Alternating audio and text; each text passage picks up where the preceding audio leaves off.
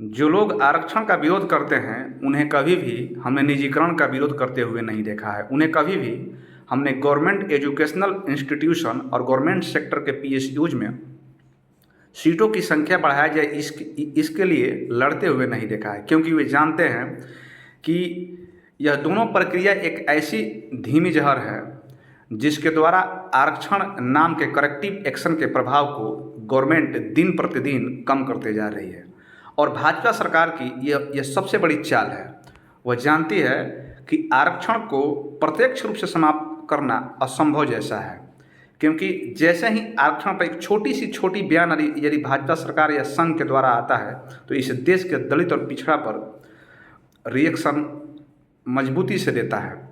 इसलिए वे लोग आरक्षण को जो है निजीकरण के द्वारा और गवर्नमेंट सेक्टर के इंस्टीट्यूशन में जो सीट हैं उनको कम करके या गवर्नमेंट के जो पीएसयूज हैं उन पर बहाली न निकालना, इस माध्यम से वो कहीं ना कहीं आरक्षण को दिन प्रतिदिन मार रहे हैं। अब सबसे महत्वपूर्ण बात है, हम तो इस देश के श्रमण समाज को काफ़ी सराहना करेंगे कि जरा देखिए, आज भी यदि गवर्नमेंट सेक्टर के जो भी जॉब हैं या गवर्नमेंट सेक्टर के जो भी एजुकेशनल इंस्टीट्यूशन हैं उनमें इनकी भागीदारी ज़बरदस्त है। खास करके यदि गवर्नमेंट सेक्टर के पीएसयू में बात करें या गवर्नमेंट सेक्टर के जो भी एग्जामिनेशंस हैं उसमें भी आज भी करीब करीब 55 से 60% यही लोग क्वालिफाई कर पाते हैं और यही लोग उसमें सफल हो पाते हैं। लेकिन फिर भी कुछ चंद सीटों के लिए ये लड़ाई को लड़ रहे हैं। लेकिन इस देश का दलित समाज और पिछड़ा वर्ग समाज क्या कर रहा है? क्या प्राइवेटाइजेशन पर ये आर पार की लड़ाई लड़ने के लिए तैयार है? क्या सरकारी संस्थानों में सीटों की संख्या बढ़ाई जाए इसके लिए आर पार लड़ाई लड़ने के लिए तैयार है? बिल्कुल नहीं, क्योंकि इस समाज के जो नेता हैं जातियों में बटे हुए हैं और जाति के आधार पर अपनी एक पार्टी खड़ा करके रखे हैं। एक समाज के नेता दूसरे समाज के नेता से आगे निकलना चाहता है। और यहीं यदि आप श्रवण भाइयों की बात करें, मैंने काफ़ी ध्यान से देखा, आंदोलन में पुलिस उन पर लाठियाँ बरसा रही थी और उसी आंदोलन में वे लोग बोल रहे थे कि हम लोग बीजेपी के वोटर हैं। कुछ लोग ये भी बोल रहे थे कि आने वाले चुनाव में हम लोग भाजपा को सबक सिखाएंगे। और सबसे महत्वपूर्ण बात कि ये लोग वोट देते हैं भाजपा को, लेकिन उनके आरक्षण की लड़ाई जो लड़ रहा था वे उनके समाज के नेता थे।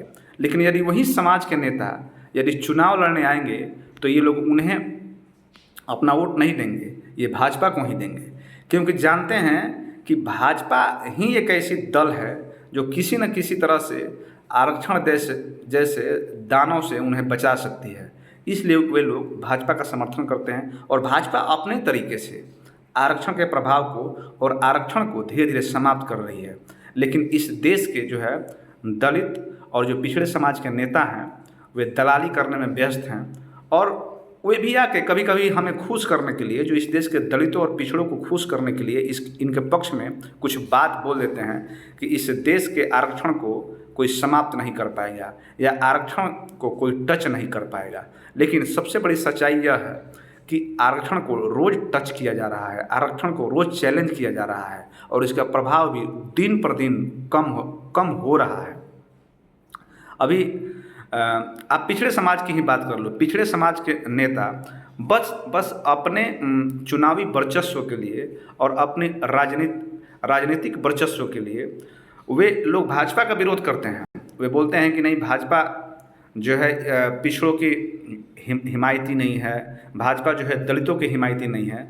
और जैसे ही चुनाव आता है ये लोग भाजपा से मिलकर ही चुनाव लड़ते हैं, उन्हें उप मुख्यमंत्री बना दिया जाता है, कहीं कहीं पे मुख्यमंत्री बना दिया जाता है। लेकिन होता वही है जो संघ चाहता है और भाजपा चाहता है। ये बात आप बिहार का ले लीजिए, आप बात महाराष्ट्र की ले लीजिए, ये बात उत्तर प्रदेश का ले लीजिए, सभी जगह पे यही हो रहा है। बात पर फोकस कर रहे हैं। अब थोड़ा सा एक बात और कर लेते हैं। ये बताइए कि ये तो भाजपा की नीति है कि कैसे आरक्षण को धीरे धीरे करके मारा जाए, लेकिन क्या इस देश का ओबीसी और SC ST के लोग समझ पा रहे हैं? बिल्कुल, देखिए समझ पा रहे हैं, लेकिन इनकी रिएक्शन वैसी नहीं है जैसे इस देश के सवर्ण समाज को रिजर्वेशन को लेकर है। ये लोग सवर्ण समाज ऐसा रिजेक्ट नहीं कर पा रहे हैं, क्योंकि यदि ये लोग रिजेक्ट करते तो भाजपा को रिजर्वेशन के पिच पर आकर पॉलिटिक्स करना होता। क्योंकि देखिए, भाजपा रिजर्वेशन के पिच पर पॉलिटिक्स करना ही नहीं चाहती है। वह जानती है कि रिजर्वेशन के पिच पर यदि पॉलिटिक्स हुआ तो उसको नुकसान होगा। लेकिन कहीं ना कहीं भाजपा को रिजर्वेशन के पिच पर लाने में इस देश के जो दलित और पिछड़े समाज के जो नेता हैं वे सफल नहीं हो पा रहे हैं। और सफल इसलिए नहीं हो पा रहे हैं क्योंकि उनकी अपना एक व्यक्तिगत महत्वाकांक्षा है, उनकी अपनी व्यक्तिगत लालच है।